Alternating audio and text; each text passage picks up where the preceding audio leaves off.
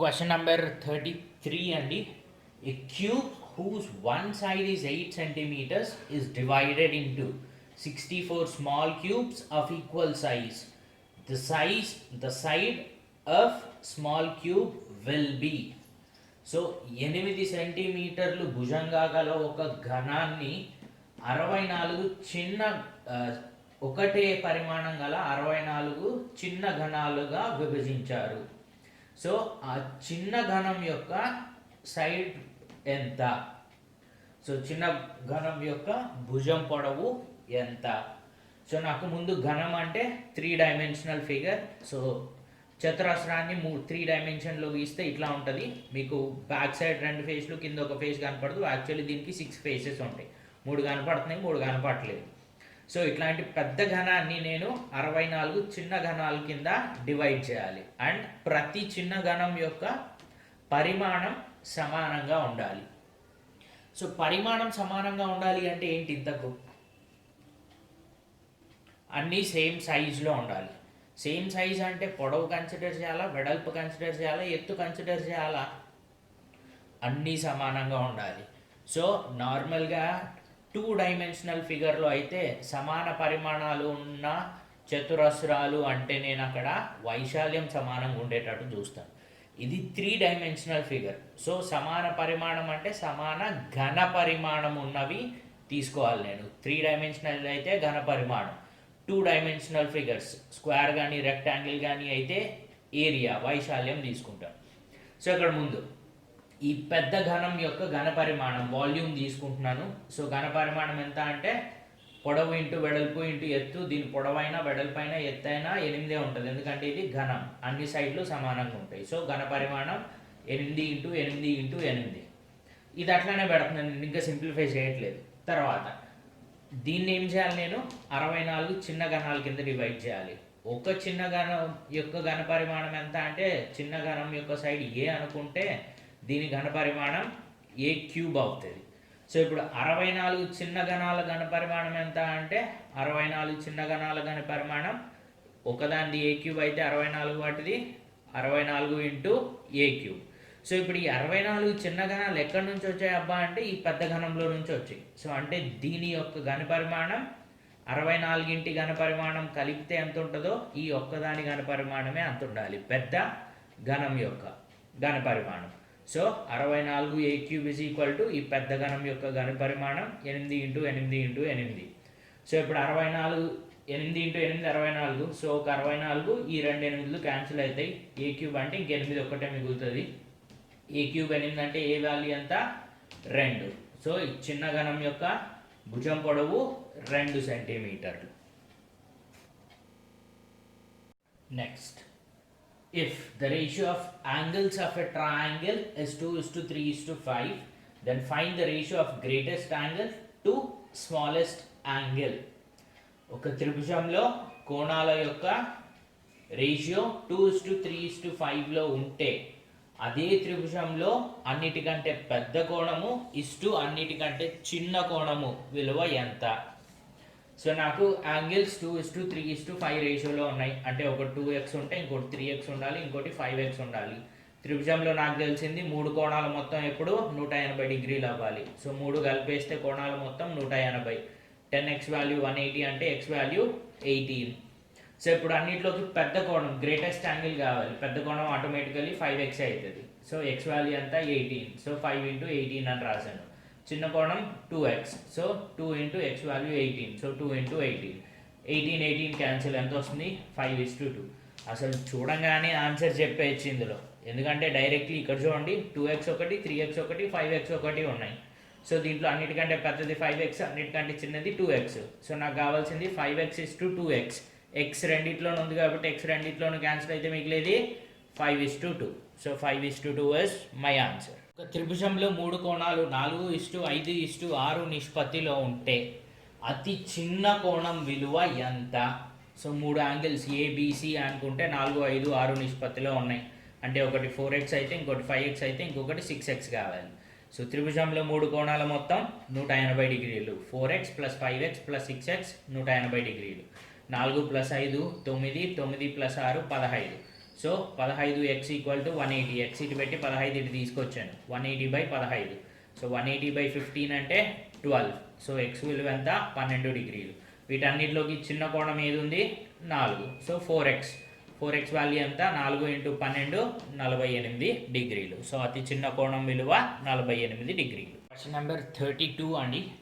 A balloon is added at 60 degrees from horizontal by a 130 meter long wire on the box of meteorology station. Find the height of balloon from surface. Suppose there is no slack in the wire. So ఒక surface అంటే ఒక నేల అనుకుందాం, లేదా building top అనుకుందాం.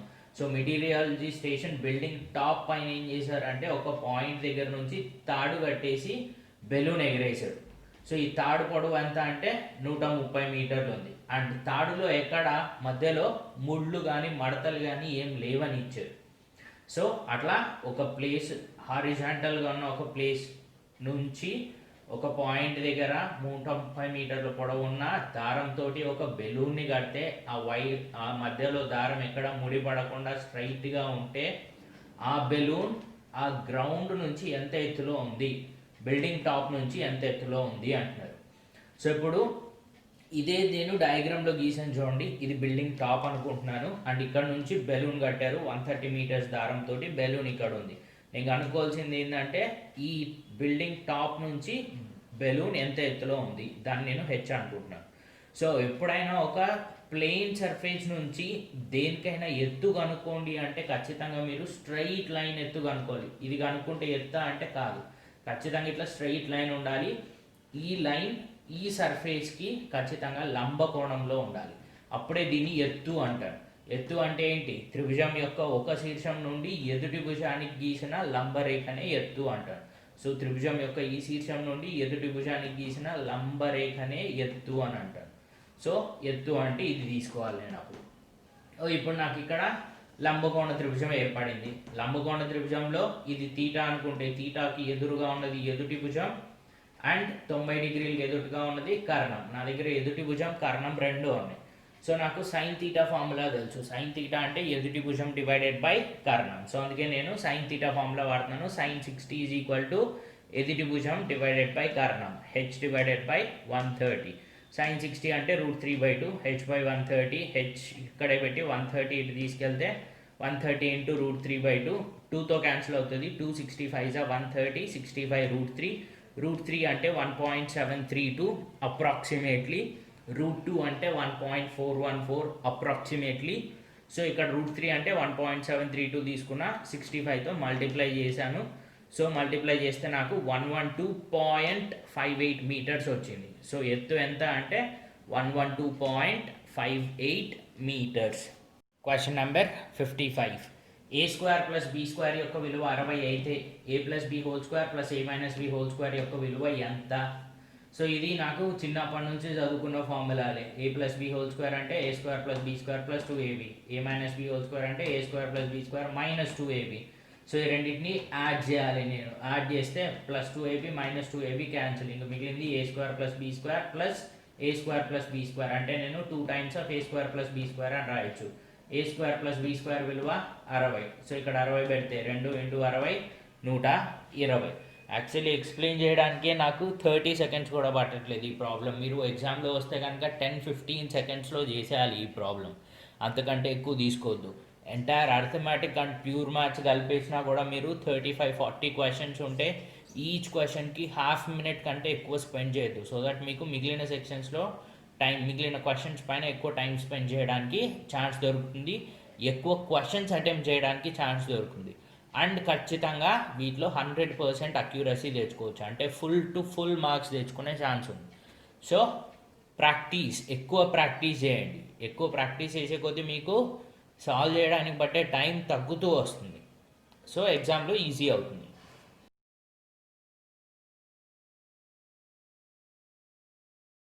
Question number 66. ఒక గాలిపటము భూమి నుండి 50 మీటర్ల ఎత్తులో ఎగురుతున్నది. సో భూమి ఇది అనుకుంటే భూమి నుండి 50 మీటర్ల ఎత్తులో ఎగురుతుండాలి. ఎత్తు అంటే ఖచ్చితంగా ఇక్కడ నుంచి ఇక్కడ గీసిన లైన్ భూమికి 90 డిగ్రీల్లో ఉండాలి. సో అందుకే ఈ లైన్ గీసాను. ఇది భూమికి 90 డిగ్రీల్లో ఉంది అండ్ 50 మీటర్ల ఎత్తులో ఉంది. మరియు ఆ గాలిపటానికి కట్టిన దారం యొక్క పొడవు 100 మీటర్లు. గాలిపటాన్ని నేను ఎగిరేస్తే స్ట్రైట్గా పోదు కదా, ఎటో కొంచెం ముందుకు వెనుకకు పోతుంది. సో నేను ఇక్కడ నుంచి ఎగిరేసాను అనుకుంటే ఇక్కడ నుంచి దానికి కట్టిన దారం పొడవు ఎంత ఉంది అంటే ఇక్కడ నుంచి కైట్కి కట్టిన దారం పొడవు 100 మీటర్లు ఉంది. సో ఇప్పుడు ఏం అడుగుతున్నాడు అంటే ఆ గాలిపటం భూమితో ఎంత కోణం చేస్తుంది, ఊర్ధ్వ కోణం అని కూడా అనొచ్చు దీన్నే. సో భూమితో ఎంత ఊర్ధ్వ కోణం చేస్తుంది. సో ఆ ఊర్ధ్వ కోణాన్ని నేను తీటా అనుకుంటున్నాను. సో ఇప్పుడు నాకు ఇక్కడ ఏం ఫామ్ అయింది, లంబకోణ త్రిభుజం. లంబకోణ త్రిభుజంలో తీటాకి ఎదురుగా ఉన్న భుజం ఎదుటి భుజం, 90 డిగ్రీలకి ఎదురుగా ఉన్న భుజం కర్ణం. అంటే నాకు ఎదుటి భుజం తెలుసు, కర్ణం తెలుసు. సో నేను సైన్ తీటా వాడతాను. సైన్ తీటా అంటే ఎదుటి భుజం బై కర్ణం. ఎదుటి భుజం 50, కర్ణం 100. సో 50/100 అంటే 1/2. సైన్ తీటా 1/2 ఎప్పుడు అవుతుంది, తీటా వాల్యూ 30 డిగ్రీలు అయినప్పుడు. సో తీటా వాల్యూ 30 డిగ్రీలు. తీటా వాల్యూ అంటే ఏదైనా. సో వాడు కనుక్కోమన్న యాంగిల్ భూమితో గాలిపటం యొక్క కట్టిన దారం ఎంత కోణం చేస్తుంది అంటే 30 డిగ్రీలు చేస్తుంది. సో ఈ క్వశ్చన్స్ అన్నిట్లోనూ మీరు బొమ్మ ఈ లంబకోణ త్రిభుజం ఫ్రేమ్ చేసుకోవడం ఇంపార్టెంట్. లంబకోణ త్రిభుజాన్ని కనుక మీరు కరెక్ట్గా ఫ్రేమ్ చేసుకుని వాల్యూస్ అన్ని ఇట్లా కరెక్ట్గా రాసుకున్నారంటే ఖచ్చితంగా సైన్ తీటానో, కాస్ తీటానో, టాన్ తీటానో ఏదో ఒకటి వాడి ఆన్సర్ తెప్పించే ఛాన్స్ ఉంటుంది. ప్రతిసారి సైన్ తీటానే వాడతానంటే కాదు, వాడు ఇచ్చిన ఏ భుజాలు ఇచ్చాడు, ఎదుటి భుజం ఇచ్చాడా, ఆసన్న భుజం ఇచ్చాడా, కర్ణం ఇచ్చాడా, దాన్ని బట్టి నేను సైన్ కానీ, కాస్ కానీ, టాన్ కానీ వాడతాను. ఇప్పుడు నాకు ఎదుటి భుజము కర్ణం ఇచ్చాడు కాబట్టి సైన్ తీటా అంటే ఎదుటి భుజం బై కర్ణం కాబట్టి సైన్ తీటా వాడాడు. నెక్స్ట్ 80th క్వశ్చన్ అండి. Triangle PQR is such that PQ is equal to 9 centimeters, QR is equal to 6 centimeters and PR is equal to 7.5 centimeters. And triangle PQR is similar to triangle XYZ. If XY is equal to 18 centimeters, what is the value of YZ? So రెండు త్రిభుజాలు ఇచ్చాడు and రెండు స్వరూప త్రిభుజాలు అంటున్నాడు. Similar triangle స్వరూప త్రిభుజాలు అంటే ఏం లేదు, రెండు త్రిభుజాలు చూడడానికి exactly same కనిపించాలి, కాకపోతే సైజులో ఎక్కువ తక్కువ ఉండే ఛాన్స్ ఉంది. అంటే వాటి రెండింటి షేప్ సేమ్ కనిపించాలి. సేమ్ కనిపించాలి అంటే సేమ్ సైజు ఉండాలి అని కాదు. సో స్వరూప త్రిభుజాలు అంటే ఒకే రకంగా కనిపించే త్రిభుజాలు, సమాన త్రిభుజాలు కాదు. సో స్వరూప త్రిభుజాలు ఈ త్రిభుజంలో 3 సైడ్లు ఇచ్చాడు, ఈ త్రిభుజంలో ఒక సైడ్ ఇచ్చాడు, రెండో సైడ్ కనుక్కోమంటున్నాడు. సో ఇందులో రెండో సైడ్ కనుక్కోవాలి అంటే ఏం లేదు, వెరీ సింపుల్. సో రెండు స్వరూప త్రిభుజాల్లో వాటి ఒకటే సైడ్ ఉన్న భుజాల యొక్క నిష్పత్తులు సమానంగా ఉండాలి. So PQ divided by XY is equal to QR divided by YZ is equal to PR divided by XZ. ఇవన్నీ ఈ నిష్పత్తులు సమానంగా ఉండాలి. సో ఇప్పుడు PQ XY వాల్యూ నాకు తెలుసు 9, 18. QR వాల్యూ తెలుసు, YZ వాల్యూ తెలియదు. QR వాల్యూ తెలుసు, YZ వాల్యూ తెలియదు. ఇది నాకు అవసరం లేదు ఈ క్వశ్చన్ సాల్వ్ చేయడానికి, ఇక్కడ దాకా తీసుకుంటున్నాను నేను. సో 9/18 అంటే 1/2. సో ఆ 2ని ఇటు తీసుకెళ్తే 2 × 6 12. YZ ఇటు తీసుకొస్తున్నాను. సో YZ పొడవు ఎంత అంటే 12 సెంటీమీటర్లు. స్వరూప త్రిభుజాల్లో వాటి కరస్పాండింగ్ సైడ్స్ రేషియోస్ ఈక్వల్ ఉండాలి. సో కరస్పాండింగ్ సైడ్స్ అంటే ఒకటే సైడ్ ఉన్న PQ XY corresponding sides, QR YZ corresponding sides, PR XZ corresponding sides, వాటి నిష్పత్తులు సమానంగా ఉండాలి. Question number 83. A5 B4 C8 అయితే AQ + BQ + CQ - 3ABC by AB + BC + CA - A² - B² - C² యొక్క విలువ ఎంత? దీన్ని యాక్చువల్లీ రెండు మెథడ్స్లో చేయించండి. సో ఫస్ట్ మెథడ్ వచ్చి నార్మల్ నంబర్ సబ్స్టిట్యూషన్. చిన్న నెంబర్లు ఉన్నాయి కాబట్టి పర్లేదు, బట్ పెద్ద నెంబర్లకు వస్తే ఖచ్చితంగా కష్టం అవుతుంది. సో పెద్ద నెంబర్లో వస్తే నెక్స్ట్ మెథడ్ చేయాల్సి వస్తుంది. ఆ మెథడ్ మళ్ళీ చెప్తాను. సో ముందు ఇది A³ 5³ 125, B³ 4³ 64, C³ 8³ 512 - 3ABC. ముందు ABC చూద్దాం. 5 4 × 20, 20 × 8 160, 160 × 3 480. AB 5 4 × 20, BC 4 8 × 32, AC 5 into 8 40 minus a square minus 25 minus b square minus 16 minus c square minus 64. ఇప్పుడు అడిషన్స్ అండ్ సబ్ట్రాక్షన్స్ మీ కంఫర్ట్ ఎట్లా ఉంటే అట్లా చేసుకోవచ్చు. సో నా కంఫర్ట్ లెవెల్స్ ప్రకారం నేను ఏం చేస్తానంటే ముందు 512లో 480 తీసేస్తాను, 32 మిగులుతుంది. So 32 plus 64 is 96. So 125 plus 96 is 221. Then ఇక్కడికి వస్తే 64 ఒక 16 ఎంత అండి, 80. సో మైనస్ 80 ఉంది నా దగ్గర. సో 40 ప్లస్ 20 ఎంత, 60. 60లో 80 తీసేస్తే minus 20. Minus 20 minus 25 minus 45. 32 minus 45 minus 13. So 221 divided by minus 13 minus అట్లానే ఉంటుంది. 13 ఒకటిలో 13, 91, 13 ఏళ్ళ 91. సో మైనస్ 17 వస్తుంది. సో మీరు నంబర్స్లో ఫాస్ట్ ఉండి అడిషన్ సబ్ట్రాక్షన్ బాగా చేయగలిగి అండ్ ఇచ్చినవి చిన్న నెంబర్లు అయితే క్యూబ్స్ కనుక్కోవడం పర్లేదు, ఈజీనే చేయొచ్చు. స్క్వేర్స్ క్యూబ్స్ కనుక్కోవడం. సో ఇచ్చిన నెంబర్లు ఈజీగానే ఉన్నాయి కాబట్టి ఫాస్ట్గా చేసుకుంటూ వచ్చాను. So within a minute చేసేయచ్చు. ఇన్ కేస్ ఇచ్చిన నెంబర్స్ ఒక A is equal to 30, B is equal to 70, C is equal to 190 అనిస్తే అప్పుడు 190 క్యూబ్ కనుక్కోవాలంటేనే 2 రోజులు పడుతుంది. సో ఆ టైంలో మీరు ఈ ఫార్ములా మీకు గుర్తుండాలి.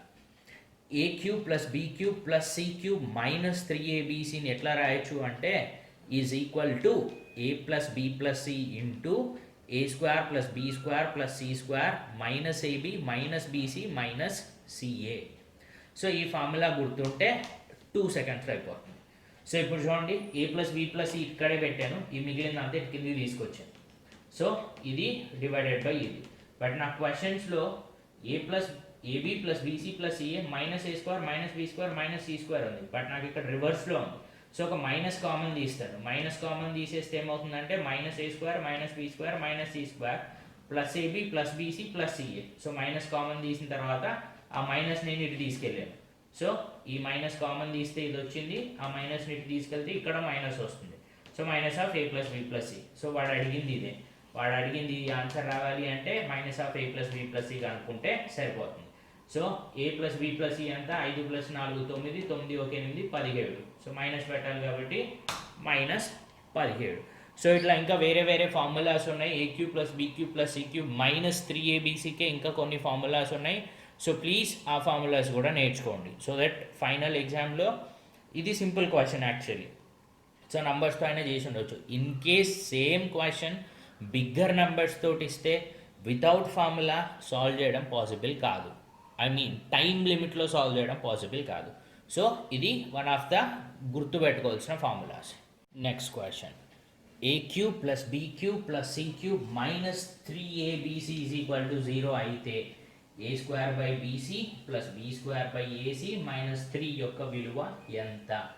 నా దగ్గరలో అన్నీ ఏమేమి ఉన్నాయంటే ప్రతి టర్మ్లోనూ A cube B cube C cube and ఇక్కడ కూడా ఏబిసి అంటే 3 ఒక్కొక్కటి పవర్ 1 పవర్ 1 పవర్ 1 ఉన్నాయి. సో దేంట్లో చూసుకున్నా అన్నిట్లో పవర్ 3 పవర్ 3 పవర్ 3. ఇక్కడ 1 1 1 కలిపితే 3 పవర్ 3 పవర్ 3 ఉన్న టర్మ్సే ఉన్నాయి. సో నేను దీన్ని కూడా పవర్ 3 ఉన్న టర్మ్స్లోకి మార్చుకోవడానికి ట్రై చేశాను. సో ఏం చేశానంటే దీన్ని ఈ ఫస్ట్ టర్మ్ని పైన కింద ఏతో మల్టిప్లై చేశాను, A by A. So A into A square A cube by ABC. So ఒక ఏ క్యాన్సిల్ అయితే ఏ స్క్వేర్ బై బీసీ ఇదే మిగులుతుంది. మళ్ళీ దీన్ని ఇంటూ బి బై బి చేశాను. ఇంటూ బి చేస్తే బీ క్యూబ్ బై బి చేస్తే ABC plus B cube by ABC. ఇక్కడ 3ని ఇంటూ ఏబీసీ బై ఏబీసీ చేశాను. So 3abc by ABC. ABC cancel అయిపోతాయి ఎట్లయినా. సో ఇప్పుడు ఇది ప్రతి దానికి డినామినేటర్లో ఏబీసీ ఉంది. సో ఏబీసీ కామన్ తీశాను. A cube plus B cube minus 3abc by ABC. A cube plus B cube minus 3abc రావాలి అంటే ఈ సి క్యూబ్ నేను ఇటు తీసుకెళ్ళాలి. ప్లస్ సి క్యూబ్ ఉంది, ఇటు సైడ్ వెళ్తే మైనస్ సి క్యూబ్ అవుతుంది. So A cube plus B cube minus 3abc is equal to minus C cube. So ఈ ప్లేస్లో నేను మైనస్ సి క్యూబ్ పెట్టచ్చు. So minus C cube by ABC. ఒక C cancel, మిగిలేది minus C square by AB. Minus C square by AB అనేది A ఆప్షన్లో ఉంది. So A option is correct. 113 degrees 25 minutes యొక్క పరిపూరక కోణం ఎంత? Complementary angle. సో పరిపూరక కోణం అంటే ఈ కోణానికి ఇంకో కోణం యాడ్ చేస్తే వాటి రెండింటి మొత్తం విలువ 180 degrees రావాలి. సో ఇది θ1 అనుకుంటే θ2ని పరిపూరక కోణం అనుకుంటున్నాను. సో ఇది ప్లస్ పరిపూరక కోణం రెండు కలిపితే నాకు 180 డిగ్రీలు రావాలి. సో θ1 ఏమో 113 degrees 25 minutes plus θ2 equal to 180 degrees. ఈ మినిట్స్ గోల ఏంది, ఎప్పుడు డిగ్రీసే కదా మాట్లాడేది మనము. సో ఒక డిగ్రీకి 60 మినిట్స్ ఉంటాయి అండ్ ఒక మినిట్కి 60 సెకండ్స్ ఉంటాయి. సెకండ్స్ అంటే ఇక్కడ పైన ఒక గీత పెట్టాను కదా, మినిట్స్ అంటే సెకండ్స్ అంటే రెండు గీతలు పెడతారు. సో ఒక డిగ్రీకి 60 సెకండ్స్ ఉన్నాయి. సో నేను ఇది తీసుకెళ్ళాను 180 డిగ్రీస్ అంటే నేను 170 డిగ్రీస్ ప్లస్ 1 డిగ్రీ రాయొచ్చు కదా. సో 1 డిగ్రీని నేను ఎక్స్ట్రా 60 మినిట్స్ కింద రాయొచ్చు. సో 180 నేను 179 డిగ్రీస్ ప్లస్ 60 మినిట్స్ కింద రాస్తున్నాను. Minus 113 degrees 25 minutes. 60 మినిట్స్లో 25 మినిట్స్ పోతే 35 మినిట్స్. 179లో 113 పోతే 66 డిగ్రీస్. సో దీని యొక్క పరిపూరక కోణం 66 డిగ్రీల 35 నిమిషాలు.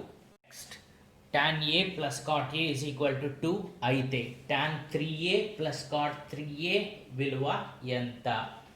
సో ముందు ఇక్కడ tan A plus cot A అంటే నేను 1/tan A రాయొచ్చు. So tan A plus 1/tan A equal to 2. tan తోటి మల్టిప్లై చేస్తే tan స్క్వేర్ A ప్లస్ 1. ఈ tan A ఇటు తీసుకెళ్తే 2tan A. tan square A plus 1 is equal to 2tan A. 2tan A ఇటు తీసుకొస్తే minus 2tan A. So A square minus 2AB plus B square ఫార్మాట్లో ఉంది. So A minus B whole square రాయొచ్చు. tan A minus 1 whole square is equal to 0. అంటే ఏదైనా నెంబర్ని square చేస్తే 0 రావాలి అంటే ఈ నెంబర్ ఖచ్చితంగా 0 అవ్వాలి. అంటే tan A minus 1 0. tan A minus 1 0 అయితే tan A వాల్యూ ఖచ్చితంగా 1 అవ్వాలి. సో tan A 1 ఎప్పుడు అవుతుంది? A is equal to 45 degrees దగ్గర. సో ఏ వాల్యూ 45 డిగ్రీస్ అయితే 3A వాల్యూ ఎంత? 3 × 45 135. So tan 135 plus cot 135. Table తెలిసి ఉంటే కనుక మీకు 90 దాకా వాల్యూస్ వస్తాయి, దాని తర్వాత వాల్యూస్ రావు. సో వాల్యూస్ కోసం ఇది రాశాను మళ్ళీ నేను. So tan θ value 0 to infinity, మళ్ళీ ఇన్ఫినిటీ టు 0. సో ఒకసారి ఇక్కడ నుంచి ఇక్కడికి వెళ్తుంది, మళ్ళీ ఇక్కడ నుంచి ఇట్లా వస్తుంది, మళ్ళీ ఇక్కడ నుంచి ఇక్కడ వెళ్తుంది, మళ్ళీ ఇక్కడ నుంచి ఇట్లా వస్తుంది. కాకపోతే సైన్స్ వేరే ఉంటాయి. ఆ సైన్స్ పాజిటివ్ నెగిటివ్ తెలియడానికి ఇది వాడతాను. ఫస్ట్ క్వాడ్రంట్లో 0 టు 90 డిగ్రీస్ మధ్యలో ఆల్ సిల్వర్ టీ కప్స్ గుర్తుంది కదా, అన్నీ ఇక్కడ సైన్ కాస్ టాన్ అన్నీ ఇక్కడ పాజిటివ్ ఉంటాయి. ఇక్కడ సిల్వర్ సెకండ్ క్వాడ్రంట్ 90 టు 180 డిగ్రీస్లో ఓన్లీ ఎస్ అంటే సైన్ పాజిటివ్ ఉంటుంది. సైన్ పాజిటివ్ ఉంటే కోసికెంట్ పాజిటివ్ ఉంటుంది, మిగిలినవన్నీ నెగిటివ్ ఉంటాయి. సో ఇక్కడ 135 డిగ్రీస్ అంటే 90 టు 180 మధ్యలోనే వస్తాయి. సో సైన్ కోసికెంట్ పాజిటివ్ అంటే టాన్ కాట్ నెగటివ్. సో ఈ రెండు మైనస్ నెగటివ్ వాల్యూసే రావాలి. అండ్ టాన్ 135 వాల్యూ ఇక్కడ నుంచి తీస్తారు. 0 1/√3 1√3 ఇన్ఫినిటీ. మళ్ళీ మీరు 90 తర్వాత ఎంత తీసుకోవాలంటే ఇక్కడ 30 గ్యాప్ ఉంది కాబట్టి ఇక్కడ 30 గ్యాప్. 90 + 30 120. 15 గ్యాప్ ఉంది. సో 120 + 15 135. సో నాకు ఇదే చాలు కాబట్టి ఇక్కడ ఆపేసాను. 0 టు ఇన్ఫినిటీ పోయింది, మళ్ళీ ఇన్ఫినిటీ టు 0 రావాలి ఇంకా ముందుకెళ్ళే కొద్ది. సో ఇన్ఫినిటీ తర్వాత ఏమొస్తుందంటే √3 రావాలి, దాని √3 తర్వాత 1 రావాలి. కాకపోతే ఈ సెకండ్ క్వాడ్రంట్ ఇది 90 దాటిన తర్వాత 180 లోపల. సో సెకండ్ క్వాడ్రంట్లో tan నెగటివ్ కాబట్టి -√3 -1 అని రాశాను. సో ఇప్పుడు tan 135 -1 cot 135 అంటే 1/tan 135 అంటే 1/-1 అంటే మళ్ళీ అది కూడా -1. సో -1 కలిపి -2. So tan 3A plus cot 3A value is -2. ఎవరికైనా ఇది క్లారిటీగా లేకపోతే ట్రిగ్నోమెట్రీలో ఫస్ట్ వీడియో చూడండి, క్లారిటీ వస్తుంది. 32 x² + 1/16x² is equal to 19/2 అయితే 2x - 1/2x విలువ ఎంత?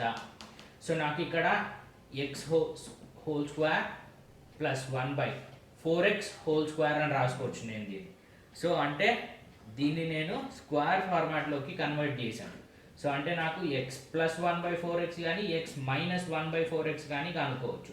సో ఇందులో x + 1/4x కానీ x - 1/4x కానీ ఉందా? 2 కామన్ తీస్తే తెలుస్తుంది చూడండి. 2 కామన్ తీస్తే మిగిలేదంతా x - 1/4x. అంటే ఇక్కడ నేను x - 1/4x తెప్పియాలి. సో a - b రావాలి అంటే a² + b² - 2ab ఉండాలి ఇక్కడ. సో x² + 1/4x² నేను అడిషనల్గా -2 × x × 1/4xని సబ్ట్రాక్ట్ చేస్తున్నాను దీంట్లో నుంచి. ఇటు ఒకటే సబ్ట్రాక్ట్ చేస్తే సరిపోదు, ఇటు కూడా సబ్ట్రాక్ట్ చేయాలి. సో ఈ వాల్యూ మొత్తం ఎంత వస్తుందంటే x క్యాన్సిల్ 2/4 అంటే 1/2. అంటే ఇక్కడ -1/2 చేస్తున్నాను కాబట్టి ఇక్కడ కూడా -1/2 చేస్తున్నాను. 19 మైనస్ 1 18, 18/2 అంటే 9. ఇది a square plus b square minus 2ab ఫార్మాట్లో ఉంది.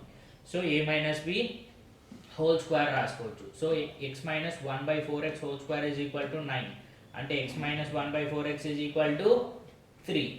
So x minus 1/4x value ఎంత 3. సో ఈ total value 2 into 3 6. So 2x minus 1/2x value 6. ఇక్కడ నాకు x ప్లస్ 1/4x ఉంటే ఇక్కడ నేను మైనస్ చేసే బదులు ప్లస్ చేసి ఉండేవాడిని. సో అప్పుడు ఇక్కడ కూడా ప్లస్ అయ్యేది. సో దీని తర్వాత మీరు ట్రై చేయండి 2x ప్లస్ 1/2x వాల్యూ కనుక్కోవడానికి ట్రై చేయండి. క్వశ్చన్ నెంబర్ 40 అండి. a plus b is equal to 90, a is to b is equal to 2:1 అయితే tan a is to tan b విలువ ఎంత? a ప్లస్ b 90 ఉండాలి, ఏబీలు 2:1 నిష్పత్తిలో ఉండాలి. అంటే ఏబీలు 60 30 కావాలి. 60 ప్లస్ 30 90, 60:30 అంటే 2:1. సో రేషియో ఈజీగా ఫైండ్ అవుట్ చేసేయడం. So tan a is to tan b, tan 60 is to tan 30, tan 60 అంటే √3 ఇస్ టు tan 30 అంటే 1/√3. ఈ √3 ఇటు తీసుకొస్తే √3 into √3 is 3, ఇట్ ఓన్లీ 1 ఉంటుంది. So tan a is to tan b is equal to 3:1. Question 2a minus 3 whole square plus 3b minus 5 whole square plus 4c minus 7 whole square is equal to 0. So ఇక్కడ 2a minus 3 positive అవ్వచ్చు, negative అవ్వచ్చు, ఏ value పైన depend అవుతుంది. But 2a minus 3 whole square always positive అయినా అవ్వాలి, 0 అయినా అవ్వాలి. Negative అయ్యే ఛాన్సే లేదు, ఎందుకంటే ఇది పర్ఫెక్ట్ స్క్వేర్. ఇది కూడా పర్ఫెక్ట్ స్క్వేర్, 0 కానీ పాజిటివ్ కానీ. ఇది కూడా పర్ఫెక్ట్ స్క్వేర్, 0 కానీ పాజిటివ్ కానీ. 3 పాజిటివ్ నెంబర్లు యాడ్ చేస్తే ఎక్కడైనా 0 వస్తుందా? 2 + 3 + 5 ఈజ్ ఈక్వల్ టు 0 కాదు. సో 3 పాజిటివ్ నెంబర్లు యాడ్ చేస్తే 0 రాకపోతే ఇంకేం పాసిబిలిటీ ఉంది? ఇవి పాజిటివ్ అయినా అవ్వచ్చు, 0 కూడా అవ్వచ్చు. సో ఇది 0 + 0 + 0 అవుతే ఖచ్చితంగా టోటల్ 0 అవుతుంది. అంటే ఇందులో ప్రతిదీ 0 అవ్వాలి. అంటే 2a - 3 0 అవ్వాలి, అండ్ 3b - 5 0 అవ్వాలి, అండ్ 4c - 7 0 అవ్వాలి. అప్పుడే ఇవన్నీ యాడ్ చేసినప్పుడు 0 వస్తుంది. సో అంటే A value 3/2, b value 5/3, c value 7/4. వాడు అడిగింది √4a + 3b + 4c. 4a అంటే 4 into 3/2, 2 1 జా 2 2 జా 2 3 జా 6 వస్తుంది. 3b 3 3 క్యాన్సిల్ 5 మిగులుతుంది. 4c 4 4 క్యాన్సిల్ 7 మిగులుతుంది. 6 + 5 is 11, 11 + 7 is 18. 18 అంటే 9 into 2 అని రాయొచ్చు. సో √లో ఉన్న 9 బయటికి తీసుకొస్తే 3 అవుతుంది, రూట్ లోపల 2 అట్లానే ఉండిపోతుంది. So answer is 3√2. 93వ question. x is equal to a square minus 25/a square minus 36, x/y is equal to a minus 5/a minus 6 అయితే y విలువ ఎంత? సో ఇక్కడ x/yలో నేను x వాల్యూ ఇది పెడుతున్నాను. సో x ప్లేస్లో ఈ మొత్తం పెట్టాను, divided by y is equal to a minus 5/a minus 6. y ఇటు తీసుకొచ్చాను, సో y ఇటు వచ్చేసింది. దీన్ని నేను a square minus 25 అంటే a plus 5 into a minus 5, a square minus 36 అంటే a plus 6 into a minus 6, a plus b into a minus b, a square minus b square అట్లా రాసాను వీటిని. దెన్ ఇది తెలియదు కాబట్టి ఈ రెండింటి తీసుకొస్తాను. a minus 6 పైకి వస్తుంది, a minus 5 కిందికి వెళ్తుంది. So a minus 6, a minus 6 cancel, a minus 5, a minus 5 cancel. So y విలువ a plus 5/a plus 6. 7వ క్వశ్చన్ అండి. If standard deviation of a population is 12, what will be the variance of population? Standard deviation అంటే ప్రామాణిక విచలనం లేదా ప్రాథమిక విచలనం. So ప్రాథమిక విచలనాన్ని నేను ఈ సింబల్ తోటి రిప్రజెంట్ చేస్తాను. ఆ వాల్యూ 12 ఇచ్చాడు. దెన్ వేరియన్స్ అంటున్నాడు విస్తృతి. సో విస్తృతి అంటే ఏం లేదు, దీని స్క్వేర్. సో 12 స్క్వేర్ అంతా 144. సో విస్తృతి 144.